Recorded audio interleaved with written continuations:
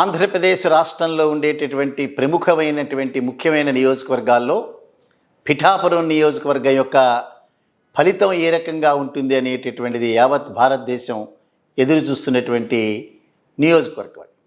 పవన్ కళ్యాణ్ గారి మాటల్లో చెప్పాలి అని అంటే, మనం 2 పార్లమెంటు సీట్లు కనుక మనం గెలిచినా, లేదా మనకి అలాట్ చేయబడినటువంటి 21 అసెంబ్లీ నియోజకవర్గాల్లో కనీసం ఒక 10 నియోజకవర్గాలు గెలిచినా కూడా భారతదేశ యావత్తు మన వైపు చూస్తోందనేటటువంటి ఒక అద్భుతమైన ప్రకటన ఇచ్చారు.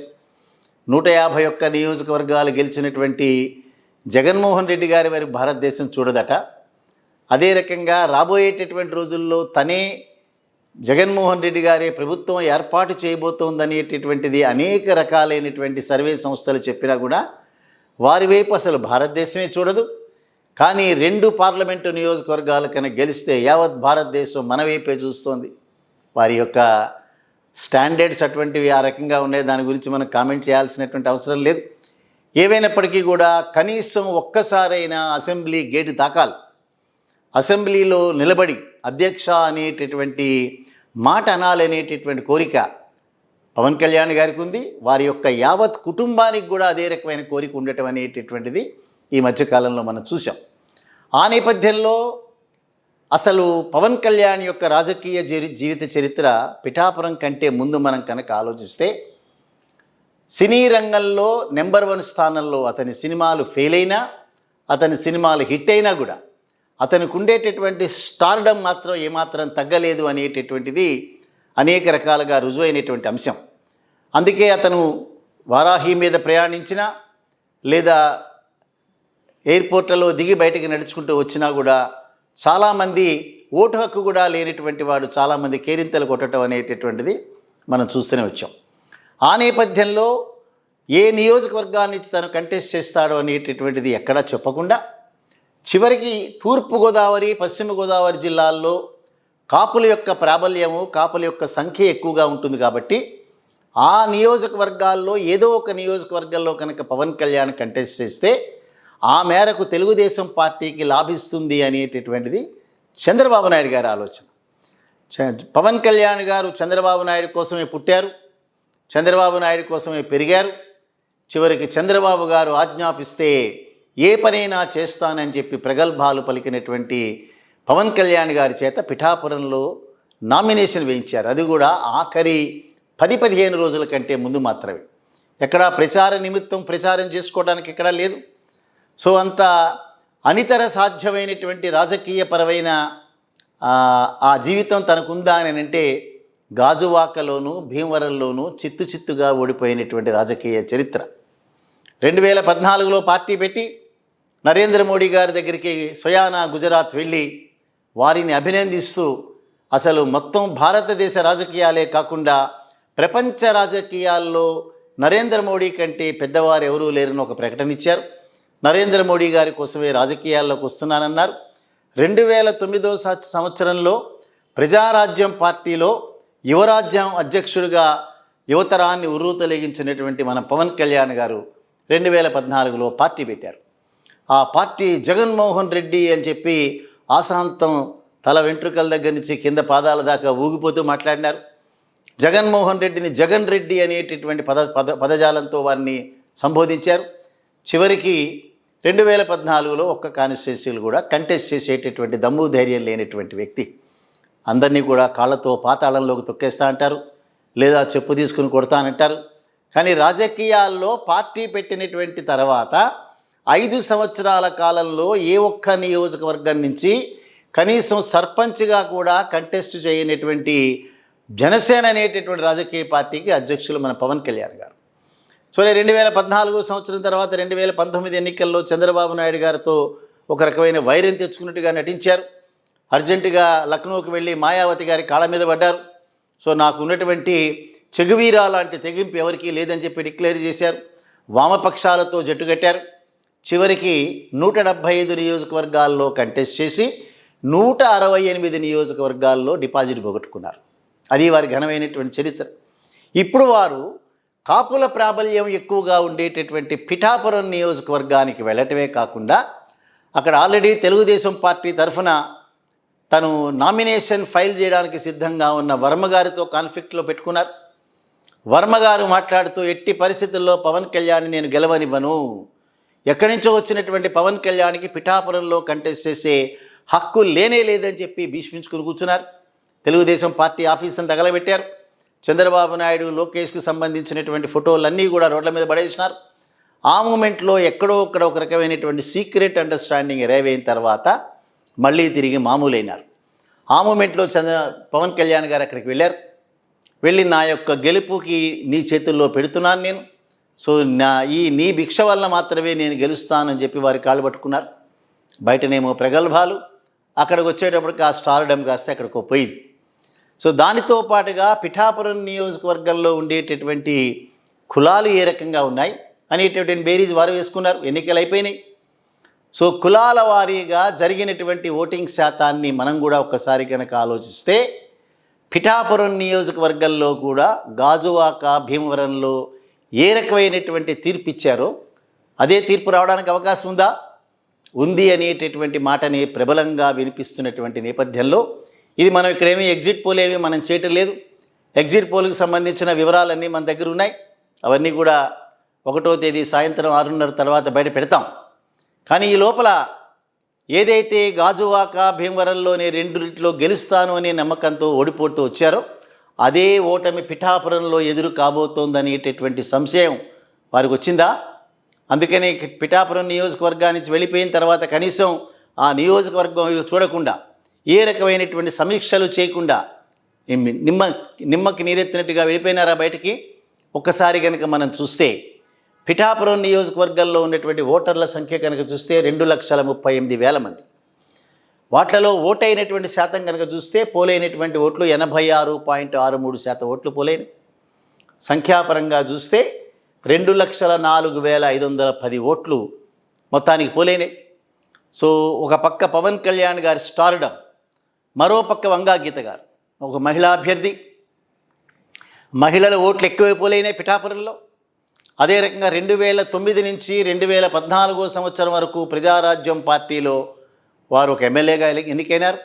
తర్వాత కాంగ్రెస్లో విలీనమైనారు. సో ఈ పిఠాపురం నియోజకవర్గ ఎమ్మెల్యేగా అతి మంచి పేరు తెచ్చుకున్నటువంటి అతి కొద్ది మందిలో వంగా గీత గారు ఒకరు. ఇవాళ అక్కడ ఉన్నటువంటి మహిళలను అడిగినా, పురుషులను అడిగినా కూడా ఈ నియోజకవర్గంలో అభివృద్ధికి కారణం ఎవరైనా ఉన్నారని అంటే వంగా గీత గారు అనేటటువంటి కృతజ్ఞత వారందరికీ ఉంది. హాస్పిటల్ కట్టించారు, ఓపెన్గా చెప్తున్నారు. విద్యాలయాలు కట్టించారు, పార్కులు కట్టించారు, రోడ్లు వెడల్పు చేసినారు. ఇక్కడ ఉన్నటువంటి తాగునీటి, సాగునీటి అవసరాలన్నీ కూడా ప్రత్యక్షంగా పర్యవేక్షించారు అనేటటువంటి మంచి పేరు తెచ్చుకున్నటువంటి వంగా గీత గారు ఒక పక్క వైసీపీ అభ్యర్థిగా కంటెస్ట్ చేస్తున్నారు. ఆ ప్రాంతాల్లో ఆ రకమైనటువంటి వాటిలలో ఉన్నటువంటి కులాల పరంగా చూసినా, లబ్ధిదారుల పరంగా చూసినా కూడా ఉన్నటువంటి వివరాలన్నీ మీ దృష్టిలోకి పట్టుకొచ్చిన తర్వాత ఆటోమేటిక్గా మీరే చెప్తారు ఎవరు గెలవబోతున్నారు అనేటటువంటి దాని మీద.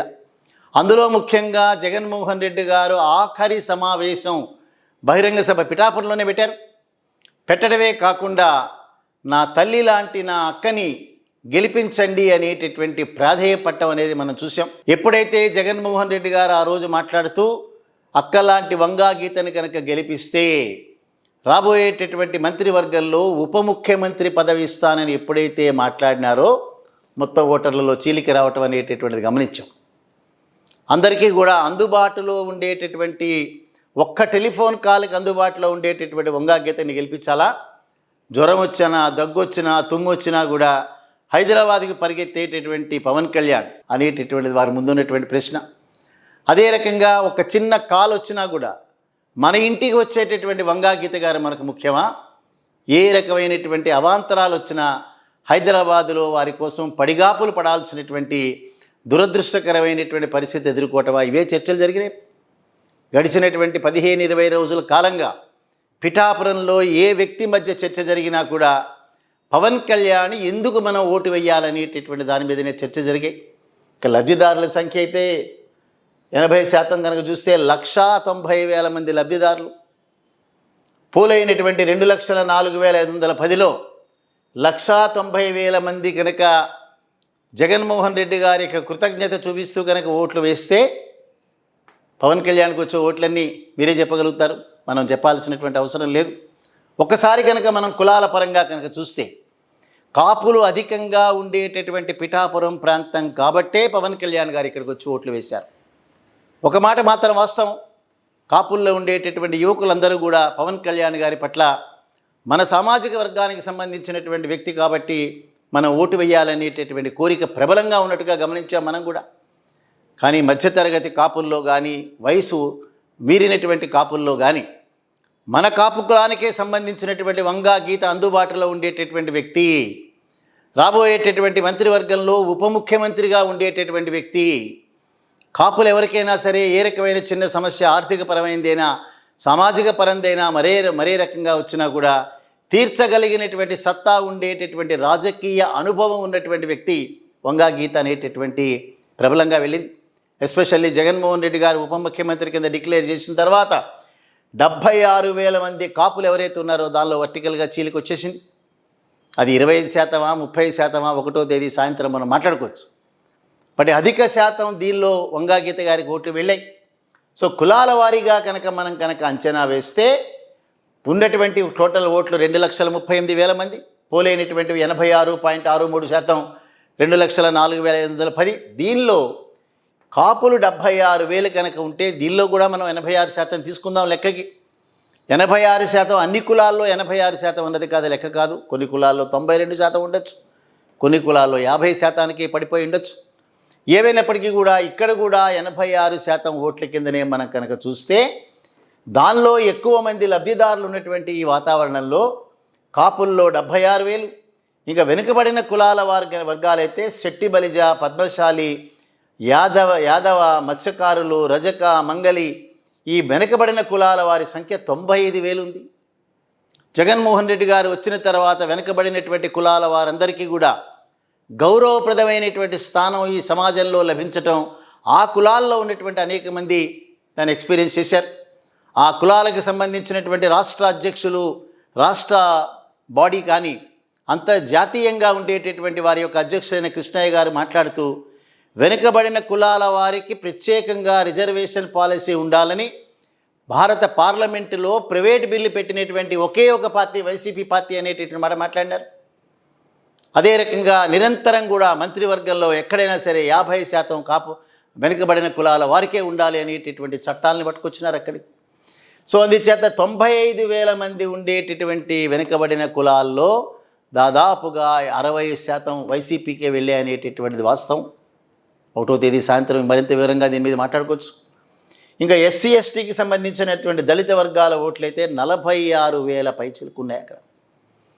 సో ఎస్సీ ఎస్టీకి సంబంధించిన అందరూ కూడా వైసీపీ పార్టీని తన ఓన్ పార్టీగా ఓన్ చేయటం అనేటటువంటిది గడిచిన కాలంలో మనం చూస్తున్నాం. 2014లో నియోజకవర్గాల్లో ಹೆಚ್ಚು శాతం వాళ్ళదే. 2019లో జరిగిన ఎన్నికల్లో అయితే ఒక్క నియోజకవర్గం తప్ప 29 రిజర్వ్డ్ నియోజకవర్గాల్లో 28 నియోజకవర్గాలు వైసీపీ పార్టీకి వెళ్ళాయి. ఇవాళ కూడా 46,000 ఓట్లలో 86% కనుక పోలేనాయనంటే మోర్ దాన్ 30,000 ఓట్ల పై వరకు కూడా వారికి వెళ్ళే అవకాశం ఉందనేటటువంటిది అంచనా. అదే రకంగా రెడ్డి సామాజిక వర్గానికి సంబంధించిన ఓట్లు 13,500 ఉన్నాయి. సో రెడ్డి సామాజిక వర్గంలో కూడా జగన్మోహన్ రెడ్డి గారి పట్ల, జగన్మోహన్ రెడ్డి గారి పార్టీ పట్ల ఒక ప్రత్యేకమైనటువంటి అనుబంధం ఉన్నటువంటి నేపథ్యంలో మెజారిటీ ఓట్లు వాళ్ళకే వెళ్ళాయి. దెన్ బ్రాహ్మణ, వైశ్య, రాజులు మొత్తం కలిపితే 5,500 మంది ఉన్నారు. దీనిలో కొంత భాగం తెలుగుదేశం పార్టీకి ఎక్కువ వెళ్ళేటటువంటి అవకాశాలు ఉన్నాయి, అంటే పవన్ కళ్యాణ్ గారికి. సో కాపుల్లో ಹೆಚ್ಚು శాతం పవన్ కళ్యాణ్ గారికి వెళ్తాయి. ఈ బ్రాహ్మణ, వైశ్య, రాజుల్లో కూడా ಹೆಚ್ಚು శాతం వెళ్తాయి. రెండు కలిపితే 81,000 మాత్రమే ఉన్నాయి. ఇక ముస్లింలో ఉండేటటువంటి 2,000 మందిలో ఎక్కువ భాగం వైసీపీ పార్టీకి వెళ్ళే అవకాశాలు ఉన్నాయి. అంటే మనం చూస్తే వెనుకబడిన కులాల వారు 95,000 మంది, ఎస్సీ ఎస్టీకి సంబంధించిన 46,000 కనుక చేస్తే 1,41,000 మంది వీరైనా ఇది రెండు కలిపితే. దెన్ రెడ్డి కనుక కలిపితే 13,500, 1,43,000కి 13,500 కలిపితే 1,54,500, దెన్ 2,000. సో 1,57,000 ఓట్లలో అధిక శాతం వైసీపీ పార్టీకే వెళ్ళేటటువంటి నేపథ్యంలో ఎవరు గెలుస్తారో అనేటటువంటిది ఈజీగా మీరే అంచనా వేయచ్చు.